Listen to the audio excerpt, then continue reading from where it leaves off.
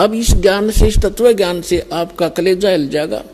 और इतना ज्ञान समझ के भी कोई नहीं मानता है तो महामूर्ख, और फिर उसका कोई ट्रीटमेंट नहीं, वो तो गधा ही है, इस जीवन में भी गधा है।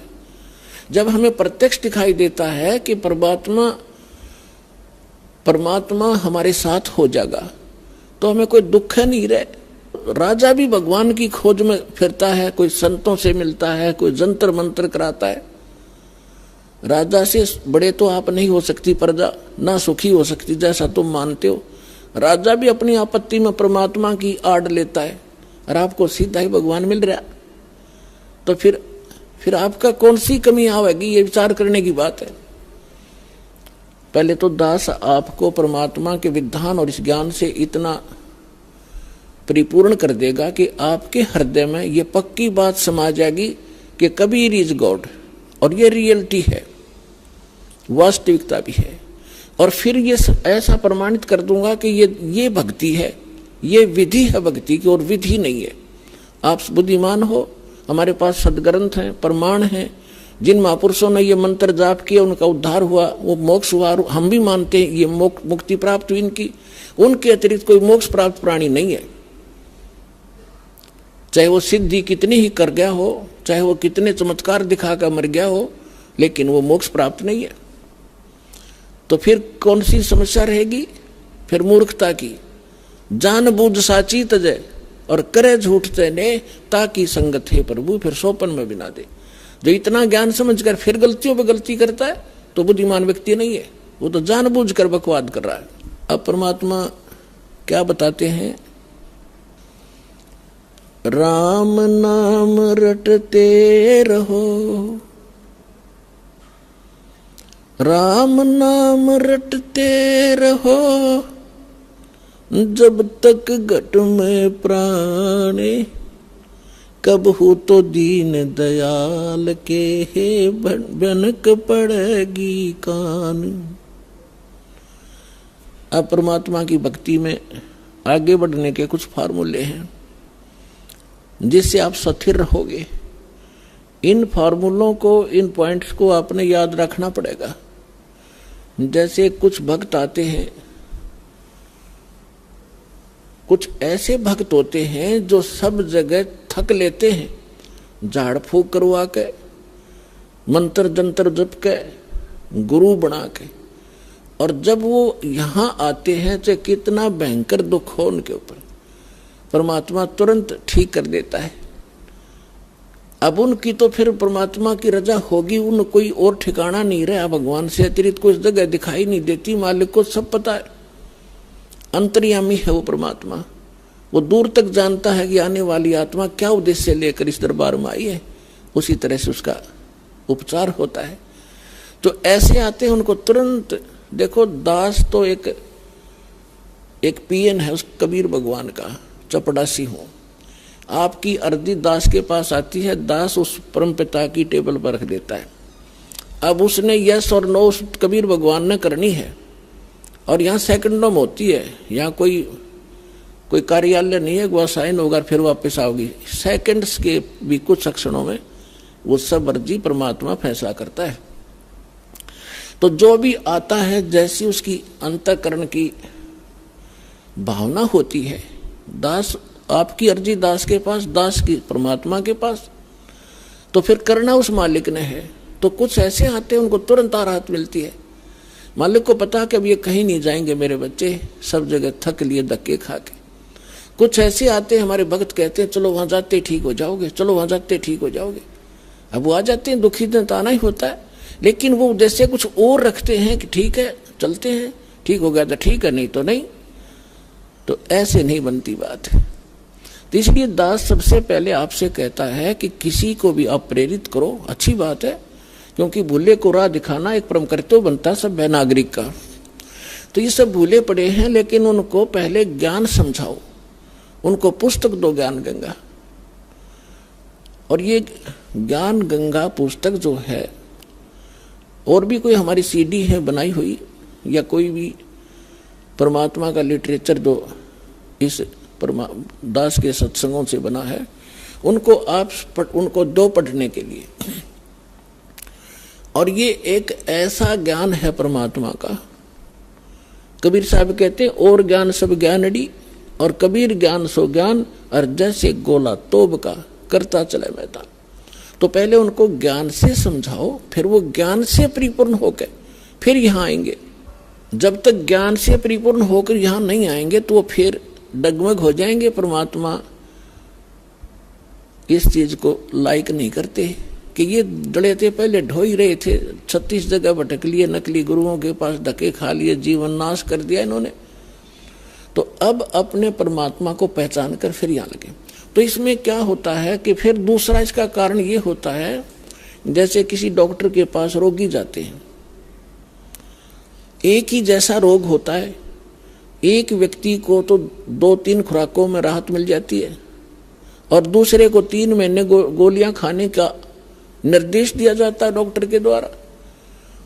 तो उसके रोग में अंतर है। ये वो नहीं सोचा इसका तो 2 खुराक में ठीक कर दिया, मैंने 3 महीने खानी पड़ेगी, मैं तो नहीं खाने का, तो ना खाने का तो मर जाने का, और क्या इलाज है। अब उसका रोग इतना गहरा नहीं था, जो जल्दी समय पर आ गया तो ठीक हो गया, और उसने वो 3 महीने खानी ही पड़ेंगी और ठीक होगा, क्योंकि टेबलेट वो कारगर है। तो पुण्यात्माओं, इस संसार में 21 ब्रह्मांड में दास के अतिरिक्त कोई संत नहीं, और कबीर साहब के अतिरिक्त कोई भगवान नहीं। और जो समाधान दास देता है उससे सारे काम ठीक होंगे। आपके सांसारिक सुख, शारीरिक रोग सब दूर होंगे, सांसारिक सुख प्राप्त होंगे, सांसारिक दुख, मानसिक दुख, भूत प्रेत की बाधा, पितृ बाधा, चाहे कितना भयंकर हो, किसी प्रकार की, चाहे घाल तक डाल रखी हो, चाहे चौकी तक छोड़ रखी हो, यहाँ 1 सेकंड का काम है भगवान का। हम धड़े दुपटे नहीं लाते, परमात्मा के उस शब्द में इतनी ताकत है, जो मंत्र हम देते हैं अपने आप सब भाग जाते हैं।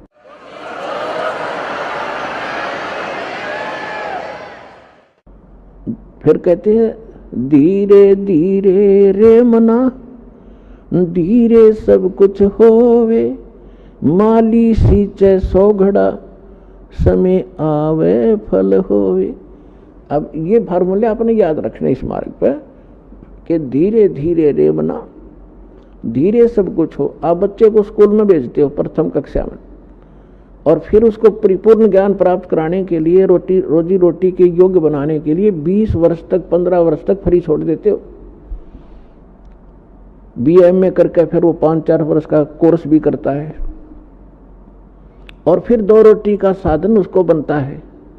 अगर वो सफल हो जाता है और बढ़िया होता है, फिर सारा उसका जीवन रोजी रोटी की समस्या हल हो जाती है। ठीक इसी प्रकार आपने ये आम का बीज बोया है, भक्ति, सत भक्ति। अभी तक आपने बबूल बो रखी थी, और बबूल बीज का ये आशा कर रहे थे कि हमें आम मिलेंगे मीठे मीठे, तो बबूल के तो काटे ही मिलेंगे।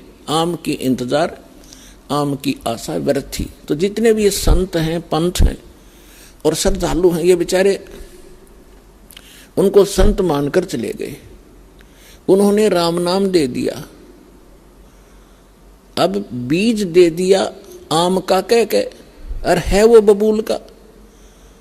उन बीज भी दिया, यानी साधना भी कर रहे हैं, जैसा गुरुजी बता रहे हैं, वो फल भी रहा है। कुछ कहते हैं हमें ऐसे दिखाई देता है, प्रकाश दिखता है, वो प्रकाश से का बीज दे रखा है तुम्हारे, प्रकाश यु काल है, ज्योत स्वरूपी निरंजन। तो आम का बीज कह के सतलोक सतपुरुष की कथा सुना के आपको बीज दे दिए, काल के 5 नाम काल के जानो, ये राधा स्वामी वाले, और सभी आस लगाए बैठे में सुख होगा, हमें मोक्ष मिलेगा, सपने में भी इंतजार मत करना। बीज आम का बीजिए और फिर वो प्रोसेस अपनाइए जो एक बीज को बो के पेड़ बनाने तक जो क्रियाएं की जाती है, और फिर देखना। तो अब आपको आम का बीज मिला है, इसको बोइए, बीज दिया, अब इसकी सिंचाई कीजिए, इसकी सुरक्षा कीजिए। अब सिंचाई क्या है? देखो पुण्यात्माओं, दास इस मार्ग का मास्टर है, इस मार्ग का डॉक्टर है। आप सभी विद्यार्थी हो दूसरे शब्दों में आप जन्म मरण के रोगी हो। तो इस दास को इसका पूरा कंप्लीट कोर्स पता है, आपको बताया जाता है, तो आप जी वैसे ही कीजिए और फिर देखना इसकी सफलता कैसे। जैसे ये मंत्र हैं, ये तो समझो बीज है। ये मंत्र जाप कर आपको दिए जाते हैं, ये तो समझो बीज है, बो दिया आपके अंतःकरण में, वचन की शक्ति तय प्रवेश कर दिया।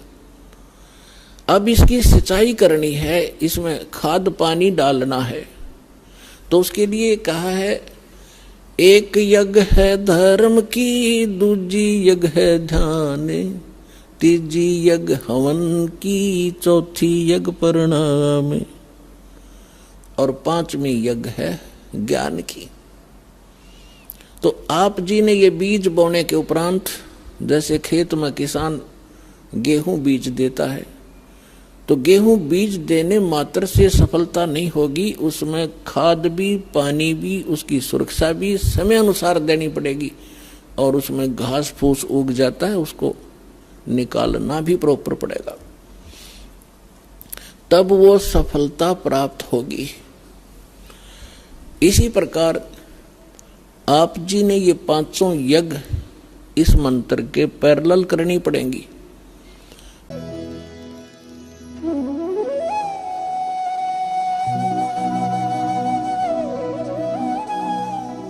अगर आप ये वीडियो YouTube पर देख रहे हैं तो हमारे चैनल को सब्सक्राइब करें और बेल आइकन को दबाना ना भूलें। अगर आप Facebook पर ये वीडियो देख रहे हैं तो हमारे पेज को लाइक करें।